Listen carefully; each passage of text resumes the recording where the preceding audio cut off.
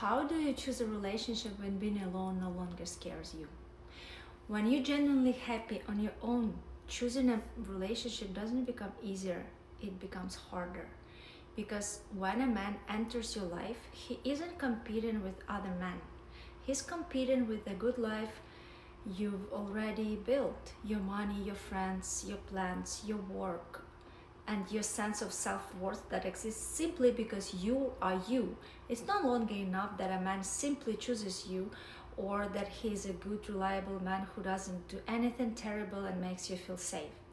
Because you already feel safe without him. At this point, you need to look not only at how a man treats you, but at what the two of you create together. What does he bring into your life?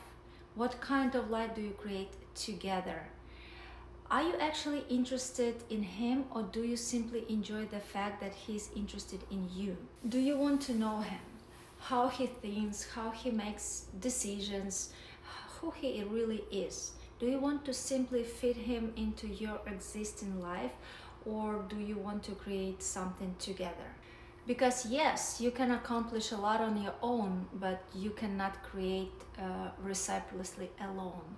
You cannot be your own other person who sees the world differently, desires you, is curious about you, chooses you, influences you, and allows you to influence them.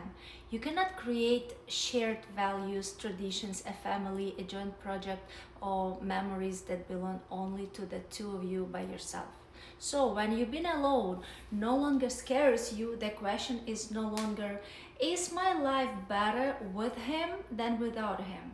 The question becomes, do I want to share a part of my autonomy with this person in exchange for a mutual fulfilling life together? And now think about this. This is exactly how man chooses women too. Men have always been autonomous, but society has taught women that being autonomous is something wrong, that a woman should be dependent, should be married, should have a man to validate her life.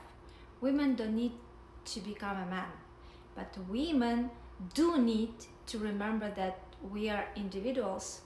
We can be autonomous, we need to be autonomous, because then we can make choices not from need, but from an adult independent position.